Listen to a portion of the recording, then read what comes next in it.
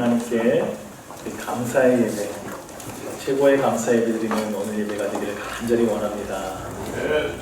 탈무드에는 이런 글이 있어요. 세상에서 가장 지혜로운 사람은 배우는 사람이고, 세상에서 가장 행복한 사람은 감사하는 사람이다. 감사하는 사람이 가장 행복한 사람인 줄로 믿습니다. OECD에서 전 세계 국가들을 대상으로 국민 행복 지수라는 것을 조사한 적이 있습니다. 행복의 6가지 요소들을 종합해서 평가한 건데요. 1인당 GDP, 사회적인 지지, 건강 기대 수명, 자유, 관용, 부패, 이러한 요소들을 이제 종합해서 어느 나라 국민들이 가장 행복한가를 조사했는데, 이 행복 지수에서 8년 연속 1위를 차지한 국가가 있습니다. 핀란드예요. 덴마크, 아이슬란드, 스웨덴 같은 북유럽 국가들이 최상위권을 차지했습니다. 이 147개 국가 중에서 한국은 58위예요. 아시아 국가 중에서도 8위에 머물렀는데 카자흐스탄, 베트남, 태국, 오만, 우즈베키스탄, 일본, 필리핀이 우리보다 더 순위가 높습니다. 이 설문조사를 한 기관에서 이러한 이야기를 했어요. 이 보니까 행복이라고 하는 것이 단순히 부라든지 경제 성장의 문제가 아니더라. 행복은 신뢰와 유대감, 그리고 주변 사람들이 나를 지지해 준다는 확신에서 비롯된다 라는 거예요. 그러니까 그 사회가 친밀한 인간관계를 얼마나 형성하고 있는가, 여기에서 행복이 결정되더라는 겁니다. 자, 이 OECD에서 조사한 이 행복지수라고 하는 것은 사회적인 여건에 대한 점수가 포함된 겁니다. 그러니까 GDP라든지 정치적인 부패, 의료환경, 교육환경 이런 것들이 포함된 건데, 근데 이런 것과 상관없이 사회적 여건을 제거하고 정말 국민들이 난 정말 행복해, 만족해 라고 생각하는 그 점수만을 보면 굉장히 의외의 결과가 나옵니다. 최상위권에 있는 나라가 방글라데시, 아제르바이잔, 나이지리아 같은 나라가 상위권이에요. 특별히 방글라데시가 1위인데요. 이 나라는 가장 가난한 나라 중에 하나예요. 인구 밀도가 세계에서 1위고요. 해마다 국토의 80%가 홍수에 잠깁니다. 교육과 의료시설이 열악하고요. 뇌물과 부정부패 이 나라에 가득합니다. 그럼에도 국민들이 느끼는 행복 지수가 높더라는 거예요. 왜 그런가 봤더니 이 나라 사람들은 작은 것에도 감사하는 삶을 삽니다. 그 이유가 가족과 이웃들 간의 그 끈끈한 정이라고 하는 것이 행복의 주요 원인이더라는 거예요. 또 한 가지, 최근에 경제 성장률이 한몫했대요. 최근 10년 동안 국민소득이 3배 이상 성장했다고 합니다. 이 방글라데시가. 그래서 이전에는 세계에서 가장 못 사는 나라 중에 하나였는데 지금은 개발도상국 위치까지 올라갔다는 거예요. 근데 이걸 잘 보니까 재미있는 통계가 있어요. 후진국은 조금만 소득이 나아져도 행복에 큰 영향을 주더라는 거예요. 조금만 경제가 성장하면 와, 우리 이만큼 잘 살게 되었다, 너무 좋다, 감사하고 행복하다 하는데, 선진국들은 소득의 상승이 행복에 큰 영향을 주지 못하더라는 겁니다. 소득이 늘어나도 남하고 비교하면서 저 사람은 저만큼 잘 사는데 우리는 요만큼밖에 안 됐네, 상대적인 빈곤감을 느끼고요. 경제는 성장했는데 더욱 불행을 느끼는 사람들이 많다는 것이죠. 결국 이 행복하다라고 느끼는 건 주관적인 겁니다. 상황과 환경이 만드는 게 아니더라는 거예요. 행복은 자기 자신이 만들어가는 겁니다. 그러므로 행복은 내가 가진 것에 비례하는 것이 절대로 아닙니다. 감사하는 마음에 행복이 찾아온다는 것을 믿으시기 바랍니다. 작은 것에도 감사할 줄 아는 사람이 행복지수가 높아요. 그러니까 사람은 행복해서 감사한 게 아니라 감사하며 살기 때문에 행복해지는 것입니다. 그러므로 감사는 행복의 문을 여는 열쇠입니다. 따라합시다. 감사는 행복의 문을 여는 열쇠입니다. 감사는 행복의 문을 여는 열쇠입니다. 아멘. 아멘. 자, 오늘 우리가 추수감사절을 보내고 있어요. 1년 동안 우리를 돌보시고 지켜주신 하나님의 은혜를 기억하며 감사하는 주일입니다. 오늘 여러분들 어떤 감사의 제목들 가지고 이 추수감사주일 예배에 나오셨습니까? 우리가 그냥 일상적인 또 그냥 절기가 왔네, 또 그냥 헌금해야 되겠네, 이런 마음으로 우리 오늘 예배에 나오지 말자고 지난주에 말씀드렸습니다.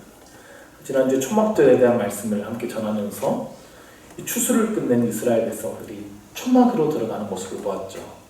일주일 동안 그 광야의 삶을 체험하면서 그들이 감사의 제목들을 찾았습니다. 아무것도 없었던 그 광야의 시절에 비해서 지금 우리가 얼마나 많은 것을 누리고 있는지 그들이 깨닫게 된 것이죠. 가족의 소중함을 발견했고, 이 신앙 공동체에 대한 감사함을 발견하고, 또 영원한 천국을 바라보면서 감사의 예배를 드렸습니다. 오늘 우리가 드리는 이 추수감사절의 예배가 형식적인 예배가 아니라, 형식적인 감사가 아니라 진정 우리의 감사의 마음을 드리는 진정한 예배가 되길 간절히 바라는 마음이었습니다.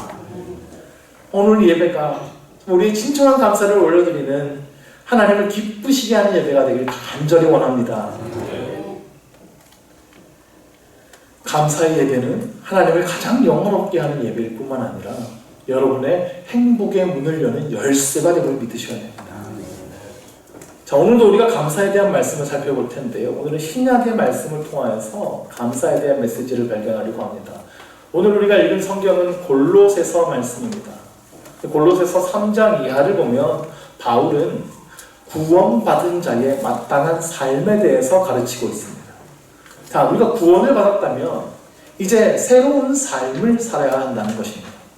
그래서 구원받은 자의 새롭게 살아가야 될 삶에 대해서 구체적으로 제시하고 있는데요. 그 중에 하나가 오늘 우리가 읽은 본문 말씀이에요. 자, 오늘 본문은 딱 3절인데 여러분들이 성경의 세 구절을 보시면 세 구절에 공통으로 들어간 단어가 하나 있죠. 감사입니다. 15절 끝에 감사하는 자가 되라. 그리고 16절에도 감사하는 마음. 그리고 17절의 마지막에도 하나님 아버지께 감사하라. 아멘. 구원받은 성도의 마땅한 삶의 자세는 감사입니다. 자, 그러면 우리 성도는 무엇 때문에 감사할 수 있을까요? 오늘 본문을 통해 그것을 하나씩 살펴보려고 하는데요. 먼저 우리 15절 말씀을 다시 한번 봅시다. 그리스도의 평강이 너희 마음을 주장하게 하라. 너희는 평강을 위하여 한 몸으로 부르심을 받았나니 너희는 또한 감사하는 자가 되라. 이 구절을 세밀하게 보시면 두 가지 명령이 있습니다. 그리스도의 평강이 너희 마음을 주장하게 하라. 그리고 너희는 또한 감사하는 자가 되라. 이 두 가지 명령이 연결되어 있어요. 평강과 감사가 어떻게 연결되어지는지 이 구절을 놓고 한참 묵상해야 됐습니다. 좀 세밀하게 살펴볼 필요가 있는데요. 자, 먼저 그리스도의 평강이 너희 마음을 주장하게 하라고 그랬어요. 여기서 주장하다라고 하는 단어가 헬라어로 브라비오라는 단어인데 정확한 뜻은 결정을 내리다, 판단하다, 이런 뜻이에요. 특별히 이 단어가 언제 쓰이냐면 스포츠 경기에서 심판이 판정을 내릴 때 이 단어를 사용하더라고요. 그러니까 경기 중에 어떤 상황이 벌어졌어요. 그럼 심판은 그 상황에 대해서 판정을 내려야 되죠. 근데 그 기준이 뭡니까? 경기의 규칙이죠. 정해놓은 규칙에 따라서 이게 반칙인지 아닌지, 누구의 승리인지 아닌지 정확하게 심판은 판정을 내려야 돼요. 자, 축구 경기에서는 상대에게 돌진을 해가지고 어깨로 팍 쳐서 넘어뜨리면 파울입니다. 그런데 미국의 미식축구 보시면 거기서는 그 팍 쳐가지고 넘어뜨려도 정당한 태클을 한 거예요. 반칙이 아니에요. 룰에 따라서 달라지는 거예요. 씨름에서는 무릎이 바닥에 닿기만 해도 진 거예요. 근데 레슬링으로 가면 들어 누워도 상관없습니다. 상대를 넘기기만 하면 득점이에요. 그러니까 경기의 규칙에 따라서 상황이 다르게 판정되고 해석되는 겁니다. 아멘. 자, 근데 여기서 주장하다라고 하는 단어가 판정을 내린다고 했어요. 자, 우리 인생에서 어떤 상황이 벌어집니다. 잘 생각해 보십시오. 근데 벌어진 그 상황 자체보다 그 상황을 판단하는, 그 상황을 대하는 나의 기준이 정말 중요한 겁니다. 자, 며칠 전에 수능 시험을 봤어요. 학생이 수능을 망쳤습니다. 수능 점수에 4화를 건 학생은 내 인생 끝났다, 실패라고 여길 겁니다. 그런데 이미 수시로 대학에 합격한 학생은 아이고 좋은 경험했다 이렇게 생각하겠죠. 자, 직장에서 어떤 일을 했어요. 근데 상사가 와가지고 내가 한 일에 대해서 조목조목 지적을 합니다. 그러면 이 인간이 나한테 뭐 기분 나쁜 일이 있나? 야, 그렇게 싫은가? 이렇게 이 상황을 해석하면 그냥 나는 욕만 먹고 끝난 겁니다. 그런데 내가 더 잘했으면 하는 마음이구나. 이 사람이 나를 참 아끼는구나. 그 말을 그렇게 받아들이면 성장의 기회가 되겠죠. 그러니까 같은 상황을 당했어도 내가 그 상황을 어떻게 판단하고 해석하느냐에 따라 달라진다는 거예요. 결국 내가 가지고 있는 삶의 기준이 중요한 겁니다. 내 삶, 나에게 벌어진 상황을 판단하는 그 판단 기준, 그것이 오늘 본문에 보니까 그리스도의 평강이 되어야 한다는 겁니다. 요한복음 14장을 보시면요, 예수님께서 제자들하고 마지막 만찬을 가지십니다. 그 자리에서 예수님께서는 이제 내가 너희들을 떠나야 한다라고 말씀하십니다. 3년 반 동안 동고동락하던 그 예수님께서 갑자기 제자들을 떠나신다고 하니까 제자들이 얼마나 불안하겠어요. 갑자기 이게 무슨 일인가 두렵겠죠. 근데 예수님께서는 그들에게 두려워하지 말라고 말씀하세요. 그러면서 하신 말씀이 있습니다. 요한복음 14장 27절 말씀에 같이 한번 읽을까요? 평안을 너희에게 비치노니 곧 나의 평안을 너희에게 주노라. 내가 너희에게 주는 것은 세상이 주는 것과 같지 아니하니라. 너희는 마음에 근심하지 말고 두려워하지 말라. 아멘. 자, 예수님께서 너희에게 세상이 줄 수 없는 평안을 주시겠다고 말씀하십니다. 자, 세상이 주는 평안이 있어요. 이것은 상황과 환경이 가져다주는 평안입니다. 내가 안전한 상황 가운데 있으면 평안을 느끼는 거죠. 그런데 예수님께서 지금 주시겠다고 하는 평안은 절대적인 평강입니다. 아멘. 내가 처한 상황이나 환경에 상관없이 누리는 평안이에요. 예수님께서 어디서든 나와 함께 하신다는 것을 믿음으로 가지게 되는 평강, 그것이 그리스도의 평강입니다. 아멘. 예수님의 제자들이 배를 타고 갈릴리 바다를 건널 때이에요. 갑자기 큰 폭풍이 몰아칩니다. 이 어부인 제자들, 이 갈릴리 바다에서 잔뼈가 굵은 제자들이 자신의 힘으로 이 풍랑을 이겨보려고 애를 쓰고 있어요. 근데 도저히 어떻게 해볼 수 없는 지경까지 왔습니다. 그때 예수님은 배에서 뭐하고 계셨죠? 주무시고 계셨어요. 그 예수님을 깨우면서 부탁드리죠. 예수님, 우리 죽게 생겼습니다. 구원해 주십시오. 그래서 예수님께서 일어나서 말씀하시죠. 어찌하여 무서워하느냐? 믿음이 작은 자들아. 그리고 예수님께서 그 바람과 파도를 꾸짖으시니 바다가 잔잔해졌어요. 예수님께서 이 중요한 것을 가르쳐 주시려고 하신 거예요. 지금 바람과 파도가 부는 게 중요한 게 아닌 겁니다. 나에게 믿음이 있는가 하는 것이 중요한 것이죠. 예수님께서 함께 계신다라고 하는 믿음이 분명히 서 있으면 두려워할 게 없는 것입니다. 만물을 다스리시는 예수님께서 그냥 한마디 하시면 그 바람과 파도가 잔잔해질 것이기 때문입니다. 이 믿음이 우리의 마음과 생각을 다스리도록 해야 된다는 겁니다. 그것이 그리스도의 평강이 우리 마음을 주장하게 하는 것입니다. 예수님이 나와 함께 하신다라고 하는 굳센 믿음. 그래서 어떤 상황과 환경, 거기에 파도가 몰아치고 풍랑이 불더라도 나는 예수님께 기도하면 된다, 응답하신다라고 하는 그 믿음. 그래서 주님께서 주시는 그 절대적인 평강이 우리 마음을 지배하고 있어야 한다는 뜻입니다. 빌립보서 4장 6절에서 7절 말씀에서는 이렇게 말씀하셨어요. 아무것도 염려하지 말고 다만 모든 일에 기도와 간구로 너희 구할 것을 감사함으로 하나님께 아뢰라. 그리하면 모든 지각에 뛰어난 하나님의 평강이 그리스도 예수 안에서 너희 마음과 생각을 지키시리라. 아멘. 아멘. 자, 여기에도 평강과 감사라는 단어가 함께 나옵니다. 그러므로 우리가 힘든 일이 있어도 염려할 것이 없는 것입니다. 감사함으로 하나님께 기도하면 된다고 말씀하셨어요. 그러면 하나님의 평강이 우리 마음과 생각을 지켜주신다고 약속하고 계시는 거예요. 그래서 이런 찬양이 있잖아요. 어제 저녁에 다니엘 기도회에서 간증하신 분, 그 맹인이신 그 바이올리니스트께서 힘들고 어려웠을 때 이 찬양으로 힘을 얻었다고. 괴로울 때 주님의 얼굴 보라, 평화의 주님 바라보아라, 세상에서 시달린 친구들아 위로의 주님 바라보아라, 눈을 들어 주를 보라, 내 모든 염려 주께 맡겨라, 슬플 때에 주님의 얼굴 보라, 사랑의 주님 안식 주리라. 아멘. 정말 그래요. 생각만 해도 한숨밖에 안 나요.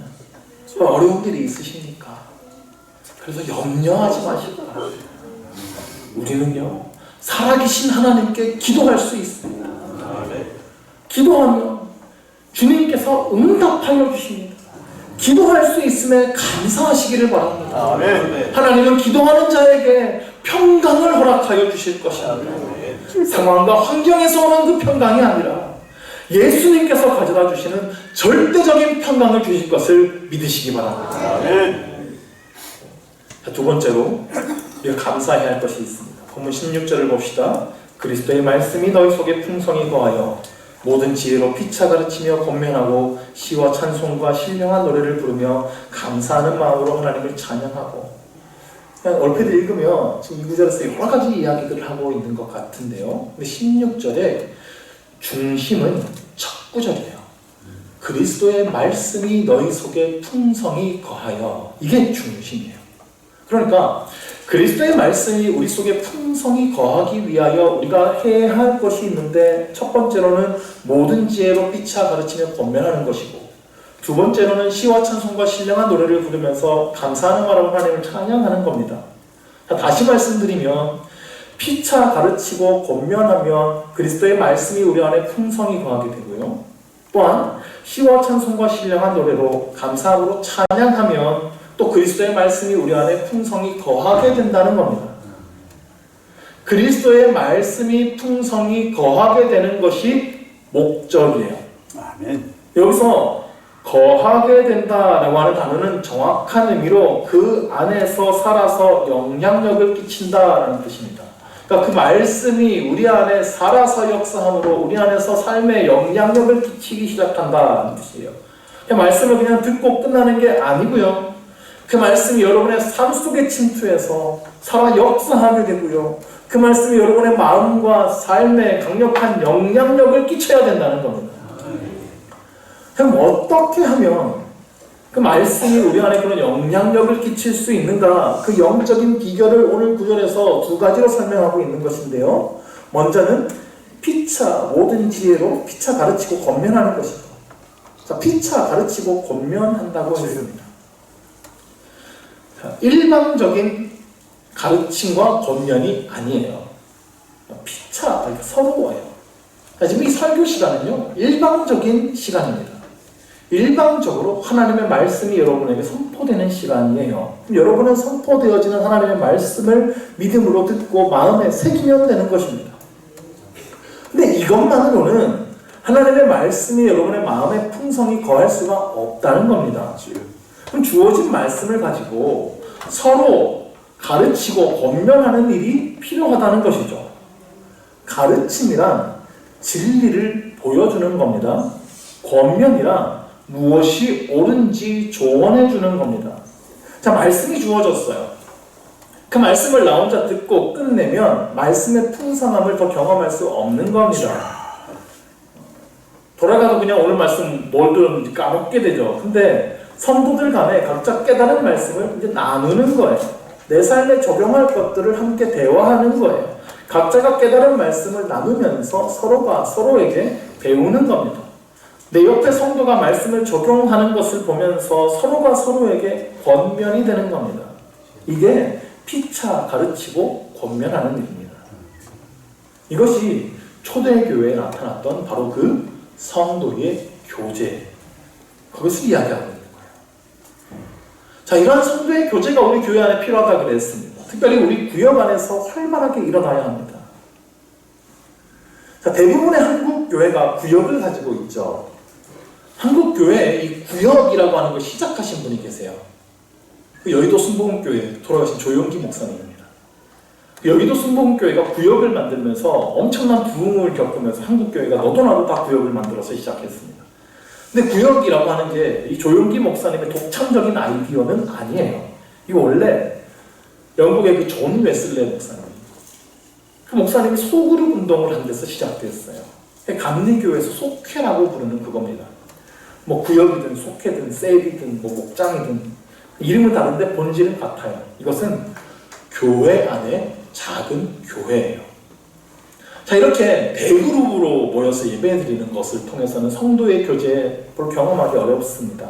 그래서 교회 안에 작은 교회, 구역을 만드는 거죠. 그리고 그 안에서 친밀하고 긴밀한 성도의 교제가 이루어지게 하는 겁니다. 여러분, 구역이 모여서 예배를 드립니다. 근데 구역에서 더 중요한 게 있어요. 구역원들이 서로 친밀한 영적인 교제를 나누는 겁니다. 제가 성도의 교제에 대해서 살펴볼 때도 말씀을 드렸지만, 성도의 교제라는 게 단순히 성도들끼리 모여서 먹고 마시고 노는 게 아니라고 그랬죠. 하나님의 말씀을 가지고 서로 은혜를 나누고 그의 삶에 돌보는 것이 성도의 교제예요.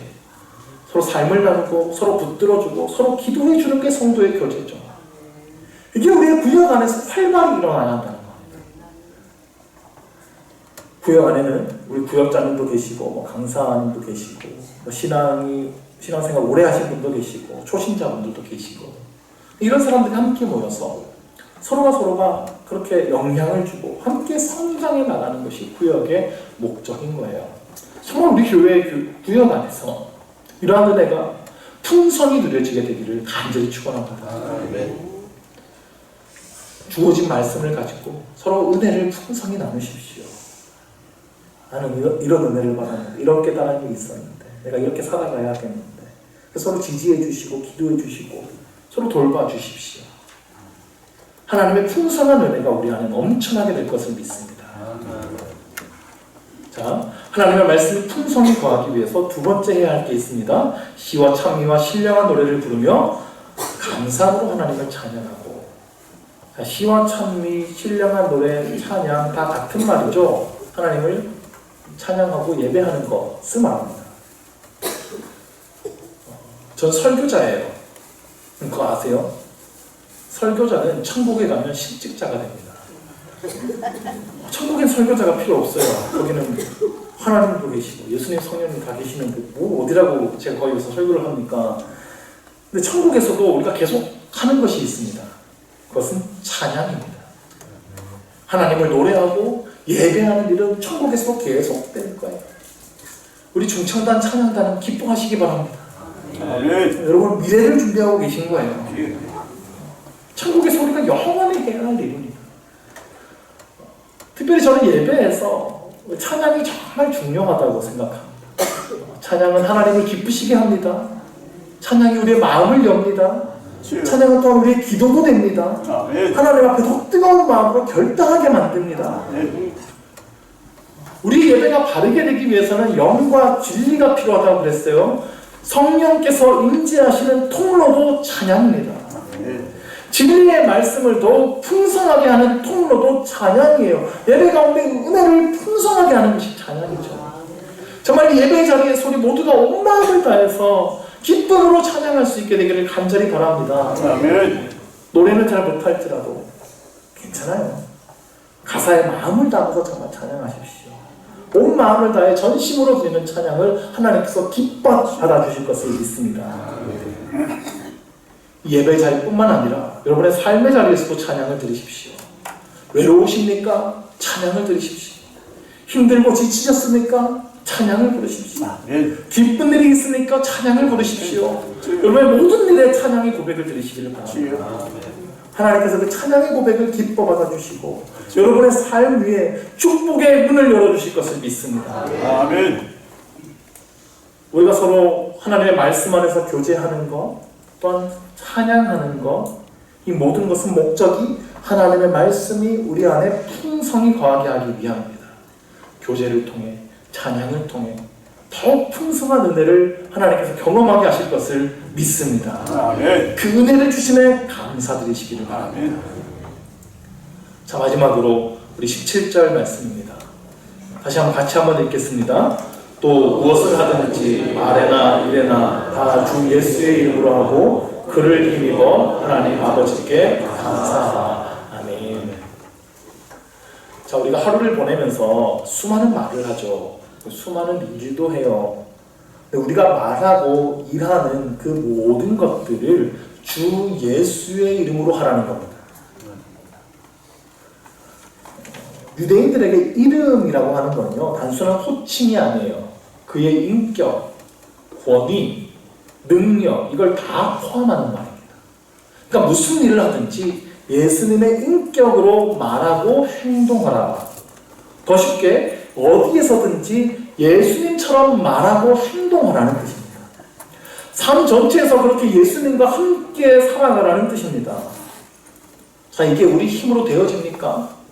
잘 안 되죠. 힘들죠. 교회에서는 늘 우리가 예수님과 동행하기 원합니다라고 기도하지만 교회를 나서는 순간 까먹잖아요. 하나님 잊어버리고 내 마음대로 살아가기 일쑤죠. 내 힘으로 하나님과 동행한다는 건 정말 힘든 일입니다. 불가능합니다. 이건 하나님께서 우리와 함께 해주셔야 됩니다. 내 안에 오셔서 나와 함께 하시는 성령의 그 은혜를 우리가 경험해야 하는 것입니다. 그래서 17절 말씀에도 그를 힘입어 라고 했어요. 하나님의 은혜를 힘입으시기를 바랍니다. 그래서 이 예배가 정말 중요한 거예요. 하나님의 충만하게 채워주시는 그 은혜를 경험하시기를 바랍니다. 일주일 동안 주님과 동행하며 살아갈 그 힘을, 은혜를 충만히 받으시기를 바랍니다. 우리는요, 결코 내 힘으로 살아갈 수가 없잖아요. 하나님께서 주시는 은혜의 힘으로 살아가는 것입니다. 말씀 가운데, 찬양 가운데 나에게 충만하게 채워주시는 그 은혜를 사모하시고 경험하시기를 바랍니다. 그 은혜를 받은 사람은 감사하지 않을 수가 없는 거예요. 그를 힘입어 하나님 아버지께 감사하라. 우리의 감사는 좋은 일이 생긴 것에 대한 감사만이 아닙니다. 하나님을 힘입어 드리는 감사여야 합니다. 다른 말로 오직 주님으로 인해 드리는 감사여야 합니다. 날 구원해 주신 주님의 은혜에 감사하는 거예요. 사망에서 생명으로 옮겨진 것보다 더 귀하고 값진 선물이 어디 있습니까? 우리가 예수님의 십자가를 바라보면 감사할 수밖에 없습니다. 이 십자가가 감사의 기본이요 시작인 겁니다. 이 은혜에 감사하시기를 바랍니다. 아주 유명한 예화를 하나 소개하며 설교를 마치려고 합니다. 한 구원받은 성도가 천국에 가서 예수님을 만났어요. 그가 자신이 살아왔던 인생의 발자국을 돌아보게 됩니다. 근데 자신의 발자국 옆에 또 한 사람의 발자국이 길게 이어져 있는 거예요. 예수님께 물었어요. 예수님, 저 옆에 발자국은 누구 발자국입니까? 예수님 대답하시죠. 그건 나의 발자국이란다. 나는 너의 인생길에서 떨어진 적이 없었단다. 근데 그 발자국의 구간 중에서 어느 순간에 한 사람의 발자국만 있는 것을 보게 됐어요. 그래서 그 사람이 왜 그렇지? 그 순간이 언제지 하고 돌아보게 됐는데 그 한 사람의 발자국만 있는 그 구간이 자신의 인생에서 가장 힘들고 절망적인 순간이었다는 것을 알게 됐어요. 그래서 예수님께 원망합니다. 예수님, 저 때는 제가 제일 힘들었을 때잖아요. 아니 저 때는 예수님 어디 계시고 저 혼자 저렇게 걷게 하셨나요? 그러자 예수님께서 대답하시죠. 그래, 저 때 정말 걸을 수 없을 만큼 힘이 다 빠졌었지. 그래서 내가 너를 들쳐업고 걸어갔단다. 저 발자국은 너를 업고 간 나의 발자국이야. 여러분의 인생 여정을 돌아보십시오. 여러분의 삶에도 그 예수님의 발자국이 함께 찍혀 있지 않습니까? 세상에서 혼자 버려진 것 같은 정말 외롭고 힘든 순간이 있으셨을 수도 있습니다. 그런데 그때에도 예수님은 여러분을 결코 혼자 버려두신 것이 아닙니다. 아멘. 우리를 구원하시기 위해서 십자가를 지고 골고다의 언덕길을 오르신 그 예수님께서는 여전히 여러분의 인생의 무거운 짐을 지시고 지쳐 쓰러진 여러분을 들쳐 업으시고 여러분과 동행하실 것입니다. 우리가 그 은혜를 발견한다면 우리는 예수님으로 인해 감사하지 않을 수가 없는 것입니다. 주여. 이 추수감사주일에 그 은혜를 회복할 수 있게 되기를 간절히 원합니다. 아멘. 우리 함께 찬양 한 곡 부르고 하나님 앞에 감사의 기도를 좀 드리기 원하는데요. 우리 오신실하신 분, 하나님 한 번도 나를 실망시킨 적 없으시고 언제나 나와 동행하여 주신 그대를 기억하면서 함께 찬양합시다.